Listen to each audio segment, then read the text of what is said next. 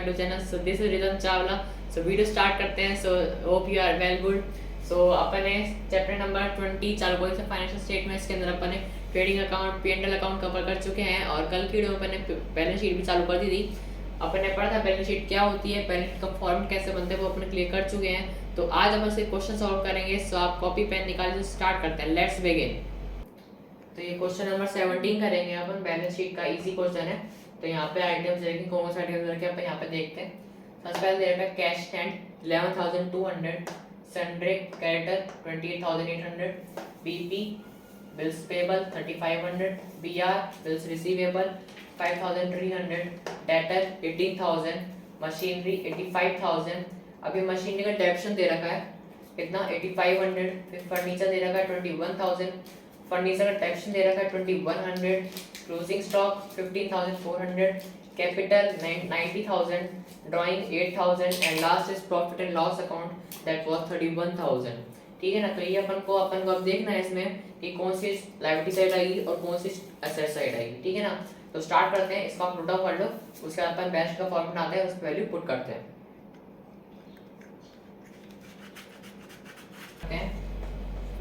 Liabilities लिखेंगे amount, asset, amount. ये option हमने बना लिया फॉर्मेट। अब वैल्यू अपन पुट करेंगे कौन सी लायबिलिटी में आई और कौन सी एसेट साइड आएगी। तो सबसे पहले आएगा लायबिलिटी साइड में, आप देख सकते हैं सबसे पहले आएगा अपना बिल्स रिसीव, बिल्स पेबल। उससे पहले अपना क्रेडिटर है, क्रेडिटर लिख लेते हैं। क्रेडिटर लायबिलिटी होती है। फिर बिल्स पेबल, जो जो आ रहा है पहले वो लिख लो, उसके सामने उसका अमाउंट लिख लेंगे।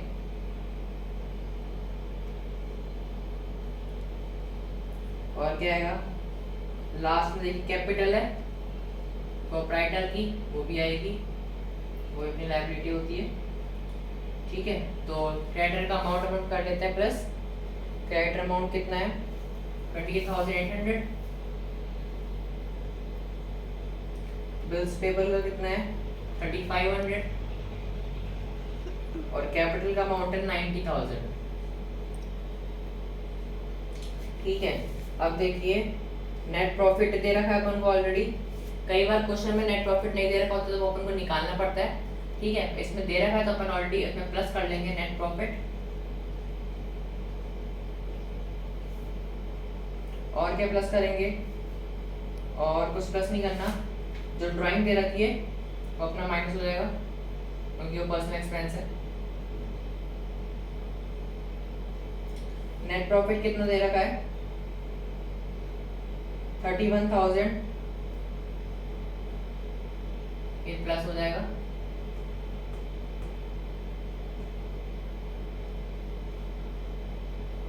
ड्राइंग दे रखी है अपनी 8,000, ये अपनी माइनस हो जाएगी, ब्रैकेट में डाल देंगे। जो चीज माइनस होगी इसको ब्रैकेट में डाल देते हैं। ठीक है। अब असेट से आ जाते हैं।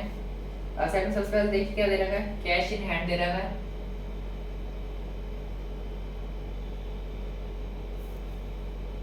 और क्या दे रखा है, बिल्स रिसीवेबल।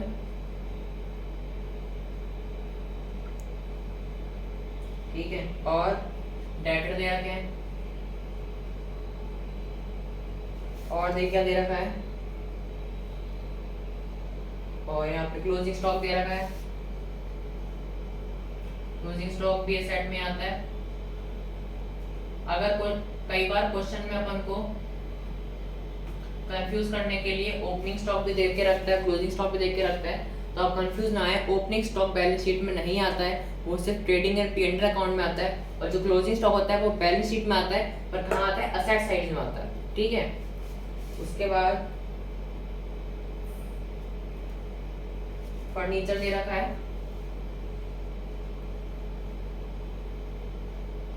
उसका अमाउंट प्लस हो जाएगा। और डेप्शन दे रखा है तो उसका अमाउंट जो माइनस कर देंगे हम, यहाँ लिखेंगे माइनस करके डेप्रिसिएशन। ठीक है। ऐसे कहा जाएगा। नीचे मशीन आ जाएगा, मशीनरी का अमाउंट, और यहाँ माइनस करके उसका डेप्शन लग जाएगा। ठीक है। और कुछ बच रहा है नहीं, और कुछ नहीं बचता। सॉल्व करते हैं। कैश एंड का अमाउंट कितना दे रखा है अपन को 11,200, बिल्स रिसीवेबल 15,300, डेटर कितना दे रखा है 18,000, ठीक है। क्लोजिंग स्टॉक कितना दे रखा है 15,400, आफ्टर दैट फर्नीचर दे रखा है 21,000, माइनस करने की टैक्सेशन कितना दे रखा है 2100, मशीनरी कितनी रखी है 85,000 की प्लस हो जाएगा, और जो टैक्सेशन है वो माइनस हो जाएगा, कितना है 8500, ठीक है। ये हो गया सारा डेटा।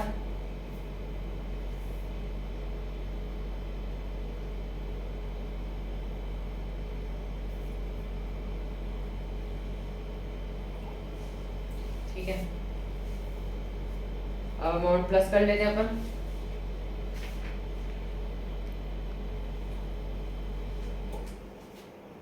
टोटल कर लेते हैं, ठीक है। सबसे पहले 11,200 plus 5,300 plus 18,000 plus 15,400 plus 21,000 minus 2,100 plus 85,000 minus 8,500, आप साथ साथ प्लस माइनस करते जाइएगा। इनका जो अमाउंट आ रहा है वो आ रहा है 1,45,300, ठीक है। यहाँ प्लस करते हैं 28,800 प्लस 3,500 प्लस 90,000 प्लस 31,000 माइनस 8,000, तो इसका जो आंसर आ रहा है वो आ रहा है 1,45,300। तो आप यहाँ पे देख सकते हैं जो एसेट साइज का अमाउंट है वो लायबिलिटी अमाउंट से मैच कर गया है। तो जब भी हम बैलेंस शीट बनाएंगे तब हमको वैल्यू मैच करनी है, चाहे वो ट्रेडिंग अकाउंट हो, चाहे P&L अकाउंट हो, चाहे बैलेंस शीट का अमाउंट मैच करना है, ठीक है। तो ये क्वेश्चन हो गया, आप नोट डाउन कर लो, उसके बाद एक आध क्वेश्चन अपन और करते हैं और आगे चैप्टर अपन कंप्लीट कर देंगे। तो ये बैक क्वेश्चन है अपना, चैप्टर के जो लास्ट में क्वेश्चन होते हैं वो क्वेश्चन उठाया अपन ने, ठीक है ना। जो आगे इलस्ट्रेशन है वो आप खुद सॉल्व कीजिए, कोई दिक्कत आती है कमेंट में से पूछ लीजिए, मैं आपको बता दूंगा। तो ये नया क्वेश्चन है, यहाँ पे ध्यान दीजिए, इसमें बहुत सारी नई नई चीजें हैं। सबसे पहले दे रखा है banker 30,000, supplier 61,000, capital 1 lakh, net profit 20, ये हो गया अपना 2,55,400, ड्राइंग 8,000, इनकम टैक्स जो है वो भी ड्राइंग के क्राइटेरिया में आता है 24,000, cash in hand 2500, customer account 80,000, closing stock 76,000, investment 30,000, motor car 60,000, plant 1,53,900, patent 12,000। तो इसमें बहुत सारी नई नई चीजें हैं जो आज अपन इसमें देखेंगे, जो आपने अभी तक नहीं पढ़ी है, क्या क्या चीज आ सकती है लायबिलिटी में, क्या क्या चीज असेट में आ सकती है, तो डिस्कस करेंगे अपन। तो इस क्वेश्चन को आप नोट डाउन कर लो, बहुत इजी क्वेश्चन है, अलग क्वेश्चन है, तो आप नोट डाउन करो। स्टार्ट करते हैं, फॉर्मेट आप बना लीजिए, ये अमाउंट है, ठीक है। अब देखते हैं कौन सी लायबिलिटी में आएगी और कौन सी क्रेडिट में आएगी। सबसे पहले क्वेश्चन में दे रखा था बैंकर, जो बैंकर होता है वो लायबिलिटी में आता है, ठीक है। नेक्स्ट था सप्लायर, वो भी लायबिलिटी में आएगा। उसके बाद था कैपिटल, वो भी लायबिलिटी में आएगा। आफ्टर दैट अपन को नेट प्रॉफिट दे रखा था, जो नेट प्रॉफिट होता है अपना प्लस हो जाता है।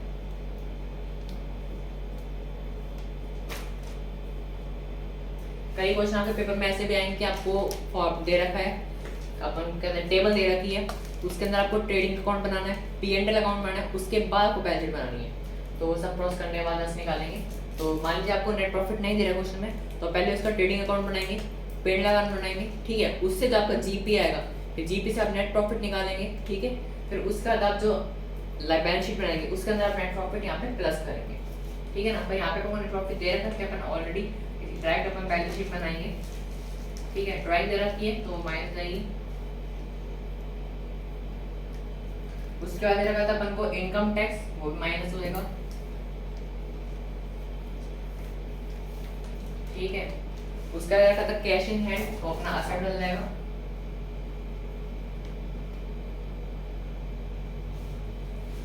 फिर दे रखा कस्टमर अकाउंट, असेट में जाएगा, कस्टमर में पैसा है। उसके बाद क्लोजिंग स्टॉक दे रखा था, असेट में जाएगा।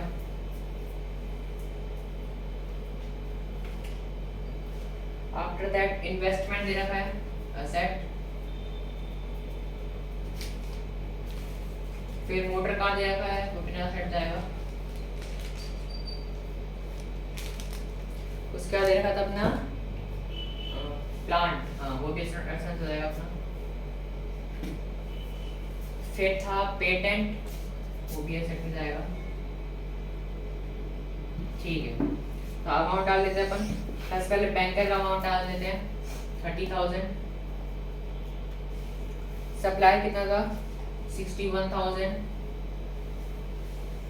कैपिटल कितना था 1 लाख। कैपिटल जो अमाउंट है हमेशा ज्यादा होता है, क्लोजिंग स्टॉक का भी अमाउंट ज्यादा होता है। ठीक है, नेट प्रॉफिट का भी ज्यादा हो जाता है, फिर प्रॉफिट निकालते हैं तो ये इतना नेट प्रॉफिट दे रखा है 2,55,400। उसके बाद ड्राइंग दे रखी है अपन को 8,000 की, ये माइनस हो जाएगी। इनकम टैक्स दे रखा है 24,000, ये माइनस हो जाएगा। कैश इन हैंड दे रखा है अपन को 2,500। कस्टमर अकाउंट दे रखा है 80,000 का। उसके बाद दे रखा है क्लोजिंग स्टॉक 76। इन्वेस्ट में दे रखा है 30। फिर दे रखा है मोटर कार में दे रखी है 60,000 की। प्लांट 1,53,900 और पेटेंट दे रखा है अपन को 12,000। ठीक है, अब प्लस कर लेते हैं अमाउंट अपना। 2,500 plus 80,000 plus 76,000 plus 30,000 plus 60,000 plus 1,53,900 plus 12,000। उनको प्लस करने में जो अमाउंट आया है वो आया है 4,14,400। यहाँ प्लस कर लेते हैं 30,000 plus 61,000 plus 1 lakh plus 2,55,400 minus 8,000 minus 24,000 का जो आया अमाउंट वो आया 4,14,400। ठीक है, तो ये क्वेश्चन था, और इजी क्वेश्चन था, पर इसमें समझना पड़ेगा अपन को कि कौन सी लायबिलिटी में आएगी और कौन सी असेट साइड में आएगी। ठीक है, तो ये क्वेश्चन हो गया, आप स्क्रॉल डाउन कर लो। उसके बाद एक क्वेश्चन और कर लेते हैं अपन, जिससे कि अपन को सेटिस्फाई हो जाए कि हमने बैलेंस शीट जो बनाई है वो अपन को इजीली समझ आ गई है। तो एक नेक्स्ट क्वेश्चन करते हैं, ये भी थोड़ा यूनिक है, बहुत सी नई नहीं है, यहाँ ध्यान दीजिए। सबसे पहले दे रखा है bank overdraft 67,000, bills payable 2,120, accounts payable दे रखा है, उसके नाम दे रखे हैं कि किसने पे करा है। Prabhakar 16,000, Tendulkar 7,540, capital 1,30,000, net loss दे रखा है इस बार इस क्वेश्चन में 90,360, drawing 10,000, life insurance premium 6,000, cash at shop दे रखा है 800, बिल्स रिसीवेबल 10,000, अकाउंट्स रिसीव हुए हैं पेमेंट। कपिल को इतना हुआ है 8,000, Jadeja 5,000, Yadav 1,500, closing stock 56,000, horses 25,000, free hold property 81,000। तो इसमें थोड़ी सी यूनिक चीज आइटम लिखे हुए हैं, एनालिसिस लिखे हुए हैं, इसलिए मैंने क्वेश्चन पिकअप करा है। तो आप इस क्वेश्चन को नोट डाउन कर लो, उसके बाद इसका अपन सॉल्यूशन करते हैं।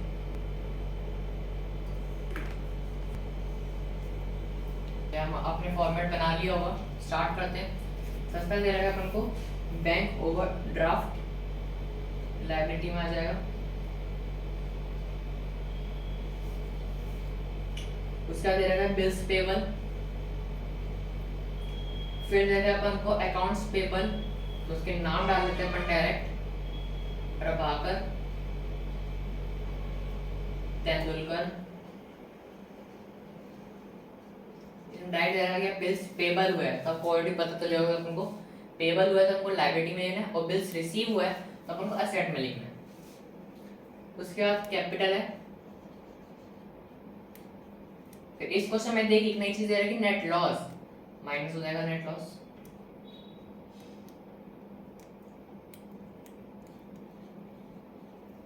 ठीक है, उसके बाद नेट प्रॉफिट होता है वो प्लस हो जाता है, और नेट लॉस होता है तो माइनस होता है।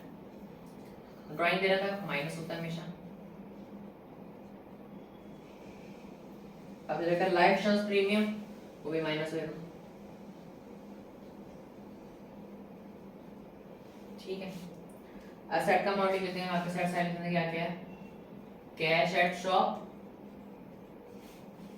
आफ्टर दैट बिल्स रिसीवेबल, फिर जाएगा अकाउंट्स रिसीवेबल, उसका अपन राइट नाम लिख लेते हैं, कपिल जडेजा यादव, ठीक है। नेक्स्ट है क्लोजिंग स्टॉक,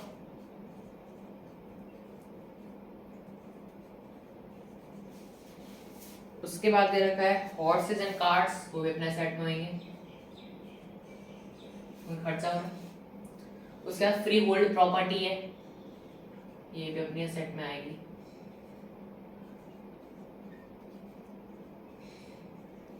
ठीक है, अब सबके अमाउंट लिख लेते हैं। बैंक ओवरड्राफ्ट अमाउंट है 67,000, फिर है बीपी 2120, प्रभाकर का अमाउंट है 16,000, तेंदुलकर का अमाउंट है 7,540, कैपिटल अपना 1,30,000, नेट लॉस माइनस होएगा, अमाउंट है 19,360,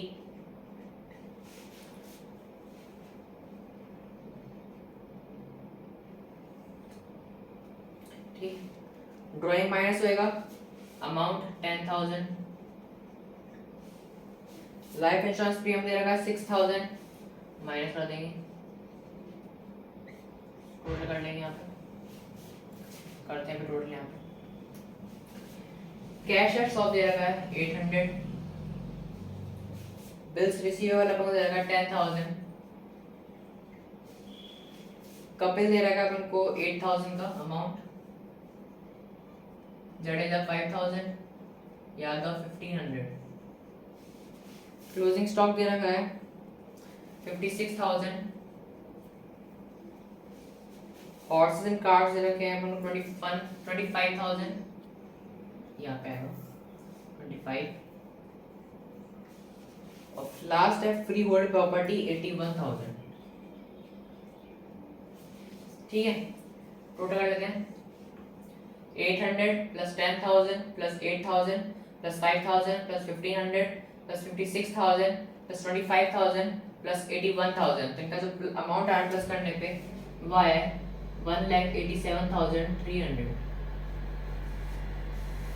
ठीक है। यहाँ कर लेते हैं 67,000 plus 2,120 plus 16,000 plus 7,540, 1,30,000 minus 19,360 minus 10,000 minus 6,000, तो अपना अमाउंट आया है 1,87,300, ठीक है। तो इसी के साथ ये क्वेश्चन भी अपना हो गया, तो डाउन कर लीजिए आप इसको।